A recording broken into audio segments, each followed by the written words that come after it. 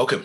Academic Writing 5, the fifth in the series. It wasn't going to be this long, but it's worked out that there's a few more things for me to talk about. This will be the last for a little bit, I think, now. As I set up in the previous video, and if you haven't watched that, go check it out. Probably start the series from the beginning if you're just coming into this video now. As I said in the last video, I've developed a few more ideas about what meaningful coherence is. In this video, I'm going to talk about doing meaningful coherence.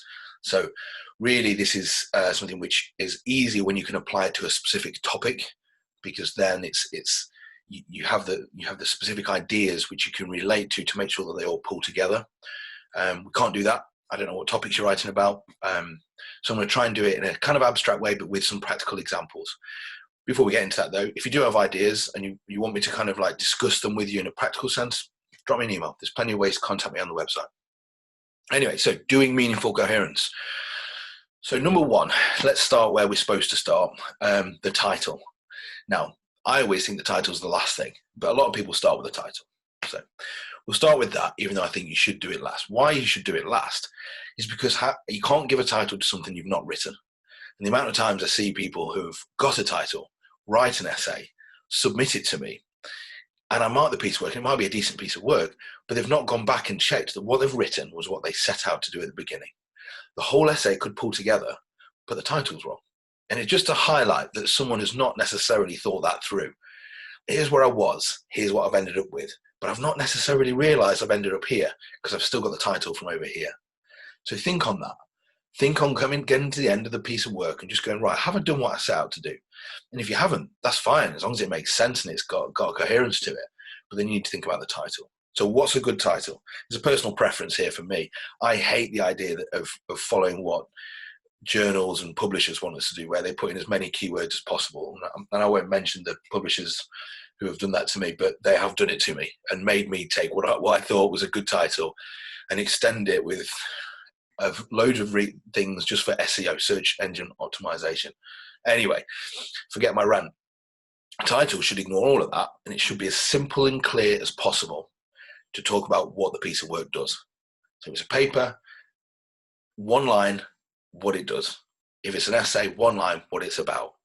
I avoid questions wherever possible. In my line of work, it's very hard in one paper or one essay to answer a question, unless it's got so many caveats that it's doable, because when you're walking with society and culture, there's too many variables to be able to answer a simple question.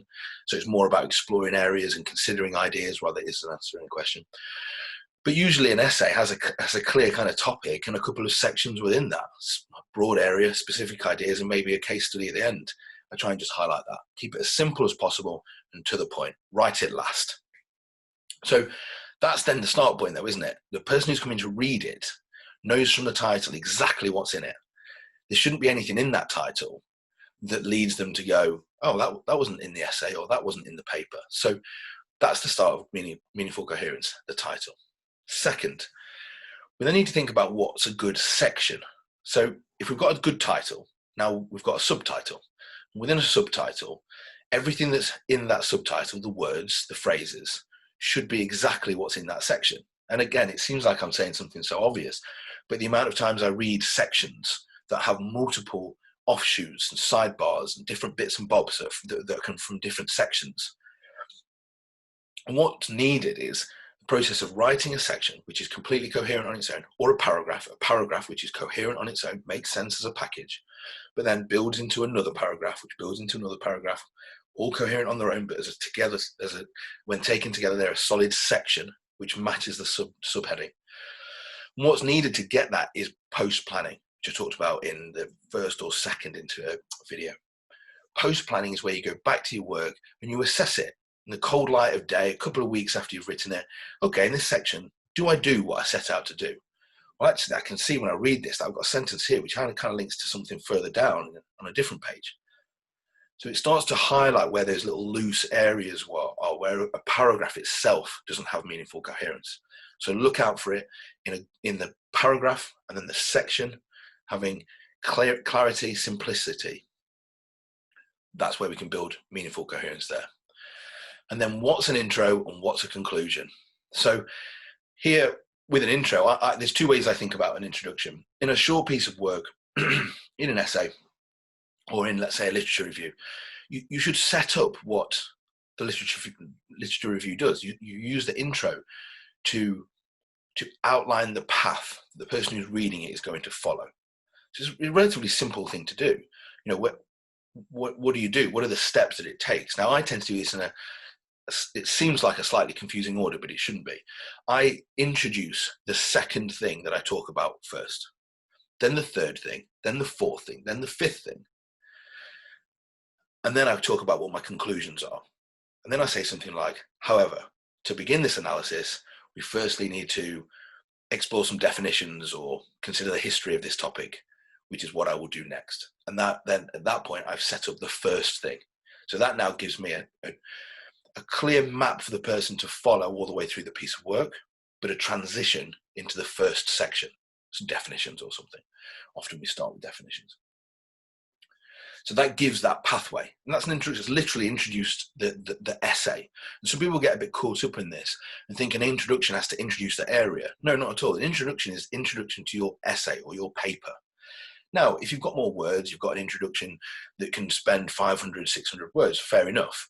Spend some time doing some kind of interesting quotes to interesting areas to make the person who's reading it engaged at the start. That's fine. But a lot of the work that I assess, short essays, for example, there's no room for that.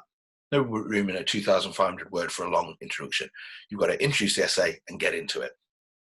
And then what's a good conclusion? Well, a conclusion pulls everything together, as I talked about in the last one. But the ways that we do that have to be set up in the introduction. I've already said in the introduction, I will talk about what my conclusions are. So the person who's reading is already ready for them. But you have to be explicit about those echoes or callbacks. So when you are bringing everything together at the end, you talk through, you provide some element of summary. You don't, retell the story because it's just been read, but you give some bullet points as to what you've said. Don't literally use bullet points, sorry. Use bullet points and then make them into sentences. But then at that end, you've got to call back to the previous analysis, but then take it on. It's got to go somewhere afterwards. It has to be bigger than the sum of its parts. What do we know now that you've just read all this stuff?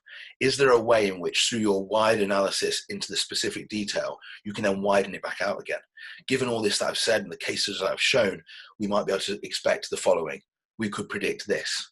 We may have to look out for this. More research is needed here. That's extrapolating back out again. And then along the way, as you're developing your argument, you're developing your meaningful coherence, you need to substantiate your claims. Now, this is obvious to anybody who's been at university. You've got to reference, right? That's the way that we do it. So you make a claim, you put some evidence in, of course, but there's multiple ways to substantiate what you're arguing, with logic, with reason, with theoretical ideas, with examples, empirical ideas as well. So there's multiple ways to do that, but you have to make sure that they're in there. You struggle to have a meaningfully coherent essay or discussion in any way if the points that you make don't get backed up and substantiated, some substance put into the argument. Once that's there, the reader is far more inclined to see the way in which this essay comes together, is substantiated along the way, and holds together as a piece. And then finally, I've kind of hinted towards this, but what is the big crescendo? How are you going to make it bigger than the sum of its parts? What's the therefore? Given all that I've said on all these pages, all these different points in these different sections, therefore, what's my therefore? What can I show? What can I say? What have you demonstrated? And this is where people often wimp out. I'm going to call it as it is. I do it all the time. Spend time researching, spend time reading, do my theoretical work, write good methodology, write my findings, and then in the introduction, in the conclusion, I'm tired of it. I'm bored of it, and I just, I found something here and I found something there. If you're going to spend the time writing a good piece of work and you've substantiated your argument and you've got an academic thread that comes through it, and you've done all these transitions and everything that I've talked about in this series, well, now it's time to start putting some meat behind your conclusions, putting some emphasis on it, put some mustard on it. And instead of just, I found this, and doing the kind of very scientific way of not over-claiming, not overstretching. Well, actually, if you have made some good claims and you've supported them and you've made some theoretical points, let's have a little bit of boldness in it. Let's have some claims. Now, if you're an academic and you do this in a peer review paper, the reviewers will just tell you to wind it in anyway. So, Go at it. Make some claims. Try and make some bold claims. And if you're a student, yes, you've got to be careful. You don't want to be being too big time while you're an undergrad and saying you're going to change the world and all the rest of it. But if you've done your job, you've evidenced what you say in your evidence, and your logic is there, you've done the reading, back yourself in your conclusions. Make some points. Stretch it out a little bit. This is what I've demonstrated. This is what I think we can show from this. Okay, so there's some discussions around what I think meaningful coherence looks like when you do it. When you do those points that I've gone through there, that is the hallmark of an essay that's got meaningful coherence. Okay, I hope that's been useful. That's the final one of these for a little bit. If anyone's got any feedback, let me know. I'll ask my students for some feedback about these and see if I can produce number 6 in the series. All right, I hope everyone's good. Hope that's useful for some people. Cheers.